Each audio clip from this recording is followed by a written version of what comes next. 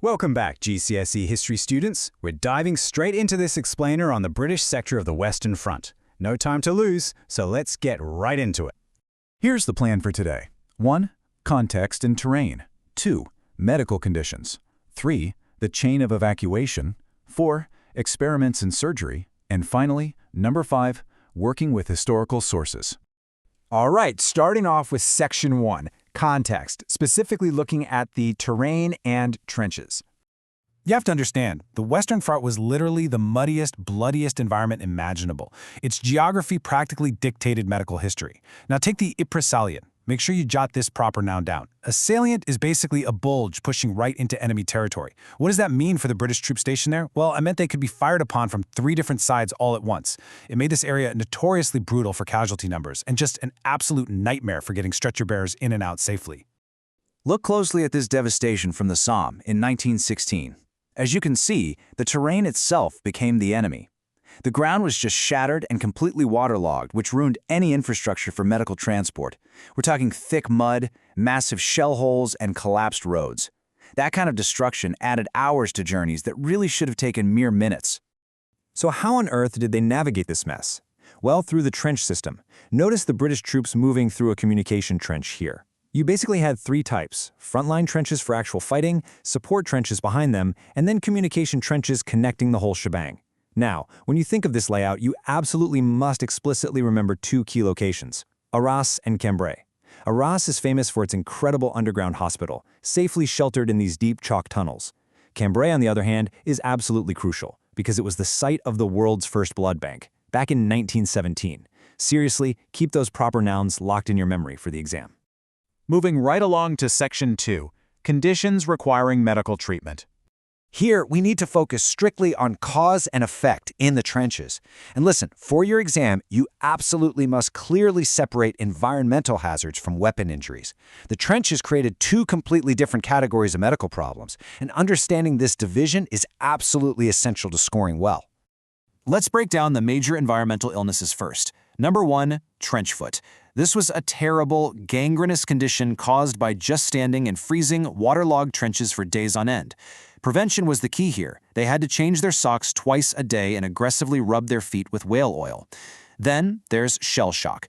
This was severe psychological trauma that affected an estimated 80,000 men. Now, whatever you do, do not write in your exam that it was well understood at the time. It wasn't. It was harshly misunderstood. Some men were simply sent home to rest, while others, tragically, were executed for cowardice. Okay, then we have the weapon wounds. And honestly, the sheer scale of the devastation was just staggering. Artillery and shrapnel caused roughly half of all casualties. Shrapnel shells sprayed these tiny, lethal metal balls everywhere, while machine guns were firing up to 500 rounds a minute. But the crucial point you need to remember here is infection. This soil was heavily contaminated with bacteria from everyday farmland fertilizer, so when weapons drove that dirty soil deep into a wound, it caused deadly gas gangrene, sometimes within just hours. And of course, we cannot ignore gas attacks. Take a look at these soldiers improvising protection in funk holes. Chlorine gas, which was introduced in 1915, and mustard gas in 1917 were truly horrifying weapons. Mustard gas in particular was terrifying because it could take up to 12 hours to even show effects. It caused severe internal and external burns, basically drowning victims in the fluid produced by their own ruined lungs. Just horrific stuff. Let's move straight into Section 3, the Chain of Evacuation, taking us from the front line back to base. We're going to trace a wounded soldier's journey backwards, directly from the front line. Let's walk through this exact system step by step. Medical care was provided by the RAMC, that's the Royal Army Medical Corps, and the FANY, the First Aid Nursing Yeomanry. Stage 1, stretcher bearers. Stage 2, the Regimental Aid Post, or RAP. Stage 3, the field ambulance and dressing stations. Stage 4, the Casualty Clearing Station, or CCS. And finally, Stage 5, the base hospital. Let's zoom in a bit on these links. The very first link in that massive chain was the stretcher bearers. There were usually 16 of these guys per battalion working in teams of 4. And let me tell you, they had the grueling, incredibly dangerous job of collecting the wounded directly from the battlefield, often operating right under heavy direct enemy fire. So after leaving the Regimental Aid Post, which was just a few hundred meters back and basically served as brutal early triage, soldiers arrived here, an advanced dressing station. Situated about a mile behind the front line, these stations were usually just set up in derelict buildings or large tents. They provided much more thorough first aid before sending the men even further down the line. Now, how did they actually get between these stages? Well, transport was a massive, massive limitation. Check out this horse-drawn ambulance. These were used throughout the entire war, alongside a growing but still really limited fleet of motorized ambulances.